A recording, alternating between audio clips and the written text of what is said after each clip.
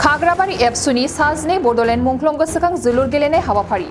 उदालगुरि जिल्लानि सिङाव थानाय खाग्राबारि दख'रा दुलाराय बर' फरायसा आफाद लोगोसे खाग्राबारि गेलेमु आफादनि बानजायनायाव खुंगा 28थि साजनै बड'लेण्ड मुंख्लं गोसोखां जोलुर देरहासार बान्थाखौ दिनैनिफ्राय जागायबाय।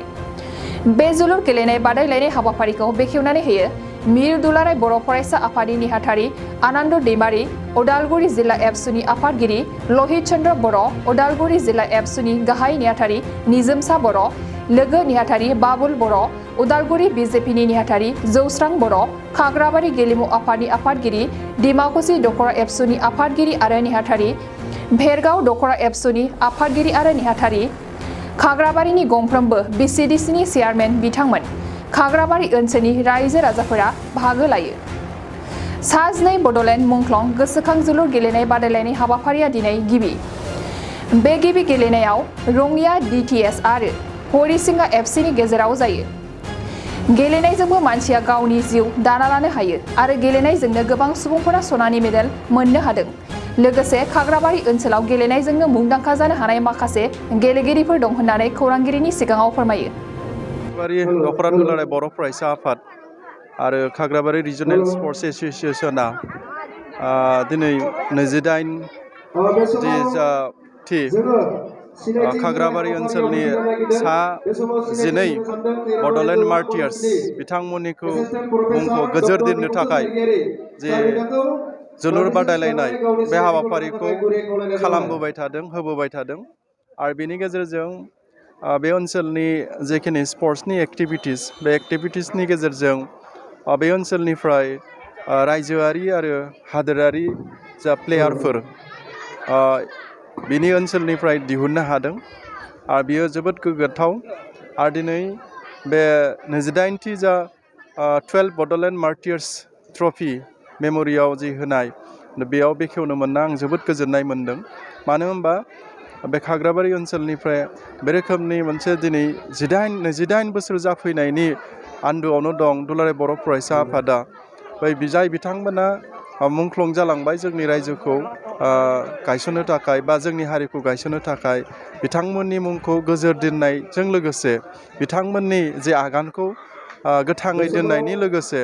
फैबाय थानाय जेनेरेसनखौ जिहेतुके बे ओनसोलनिफ्राय सासे स्पर्ट्स पार्सन हिसाबै सोरजिनायावबो गिदिरथार मोनसे बिहोमा होबोदों बा बियो मोनसे एग्जाम्पोल जाबोदों।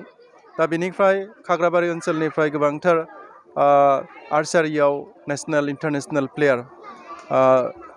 प्लेयारफोर जोनोम जाबाय। बेनि आन्दोआवनो दङ बे रोखोमनि दिनैनिफ्राय 28 बोसोर जिखिनि मुंख्लंफोरनि मुङाव जिखिनि जोलुर बादायलायनाय कम्पिटिसन होनायनि गेजेरजोंनो बैफोर बिथांमोना नेसनेल आरो इन्टारनेसनेल प्लेयार जोनोम जानाय बेखौ जोङो साननो हायो। दा बेनिखायनो आं जोबोद गोजोननाय मोन्दों दिनै बेखेवनो मोननानै आरो फैबाय थानाय समाव बिनिख्रुइ आरोबाव मोजां रोखोमै गाजा गोमजा खालामनो हानाय ओनसोलनि आरो रायजोनि आरो हादोरनि मुंदांखा मोनसे जायगा हिसाबै जाहाथे लांबाय थानो हायो बेखौ आङो आसा थिदों। मानो होनबा जोलुर गेलेनायजोंल' नङा, बेयाव गुबुन गुबुन जि स्पर्ट्सनि एक्टिभिटिस खाग्राबारि ओनसोलाव जायो जों बेखौ मोनसे एक्सप'जार हिसाबै बायजोनि मानसिफ्रा जाहाथे बेयाव फैनानै सोलोंना थांनो हानाय मोनसे जायगा हिसाबै जाहाथे फैबाय थानाय समफ्राव जायो। आं दिनै बे 28थि जोलुर बादायलायनाय मुंख्लंफोरनि मुंखौ गोजोरै दोननाय बे थांखिजों जि बादायलायनाय हाबाफारिखौ बेखेवनो मोनना जोबोद गोजोननाय मोनो। बेखौ आं दुलाराय बर' फरायसा आफादनि सासे मावथि हिसाबै बेखौ फोरमायबाय। खाग्राबारि ओनसोलनि थाखाय मोनसे जारिमिनारि सान। मानोना हारि थामोन्था रैखाथिनि थाखाय जे बे ओनसोलनिफ्राय जे मुंख्लं जालांनाय बिथांमोननि गोसोखांथियाव जोङो जोलुर बादायलायनाय होबोबाय थादों आरो बे बोसोराव जोंहा खुंगा 28थि जाबाय आरो बे बादायलायनाया जोंहा दिनैनिफ्राय जोंहा जागायदों आरो बे बादायलायनायाव जागायजेननायाव जोंहा मोननै गोहोगोरा हानजाया बाहागो लाफैदों, हरिसिंगा आरो बेनि हेंथायै गेलेदों जोंहा रंगिया। बे समाव आं बेखौनो खावलायनो नागिरदों आरो बे खेला गेलेनायनि गेजेरजों जोंहा बे ओनसोलाव मोनसे खौसेथि लाबोनो, बे ओनसोलाव जौगानाय लाबोनो, बे ओनसोलाव मोनसे गेलेमु बिथिङाव मोनसे परिबेस थासारि सोरजिना होनो थाखाय आरो बेनि गेजेरजों जोंनि जेनेरेसन, जोंनि उन्दै उन्दै फंबाय बिनानावमोना जाहाथे खेला गेलेनायनि गेजेरजों गावबा गावनि मोनसे केरियारखौ लानानै थांनो हायो बे थांखि आरो नोजोरजों जोङो दिनै खाग्राबारि दख'रा दुलाराय बर' फरायसा आफादा बे गेलेनाय आयदाखौ जों लाबोबाय थादों आरो बेजों लोगोसे जोङो बेबायदि जोंनि बिर जोहोलावजो बिथांमोननि जि हारिनि थाखाय मावलांनाय हारिनि थाखाय जे सुप्रिम सेक्रिफाइस बिथांमोननि आदर्शखौ जेब्लायबो फोथांना लाखिनो थाखाय आरो बिथांमोननि मुंखौ जोङो अरायसम बुहुमाव थाजोर लाखिनो थाखाय जोङो बे हाबाफारिखौ जोङो लाबोबाय थादों आरो इयुनसिमबो जों लालांबाय थागोन अबे जोङो दिनै बे फाइनाल गेलेनाया जोंहा दिनैनिफ्राय जागायनानै जोङो 11 सेप्तेम्बराव जोङो बे फाइनाल गेलेनाय जागोन आरो बे फाइनाल गेलेनायखौ जोङो बेखेवनो थाखाय जोङो सासे गेदेमा आलासिखौ जों बावहाय लिंनानै लाबोगोन बिथाङानो जाबाय दुलाराय बर' फरायसा आफादनि आफादगिरि दिपेन बर' सार बिथाङा जोंनि बे फाइनाल गेमखौ गेलेफैगोन आरो बेजों लोगोसे बे ओनसोलनि गासै मेलेमजिबि बिथांमोना आरो बे जोंनि बिटिसि ओनसोलनि माखासे गेदेमा बिथांमोनखौ जों बावहाय इनभाइट खालामदों आसा खालामदों बिथांमोना जोंनि बे जोंनि इनभाइटखौ सनमान होनानै आरो मुंख्लं बिथांमोननि जे मोनसे बेसेन आरो मुंख्लं बिथांमोनखौ सनमान होनानै बिथांमोना बावहाय बाहागो लाफैगोन শ্ৰদ্ধাৰ কোকৰাঝাৰবাসী জনগণ ইয়াৰ দ্বাৰা কোকৰাঝাৰ পৌৰসভাৰ অন্তৰ্গত অঞ্চলত বসবাস কৰা জনগণলৈ এটা জৰুৰী ঘোষণা আগবঢ়োৱা হৈছে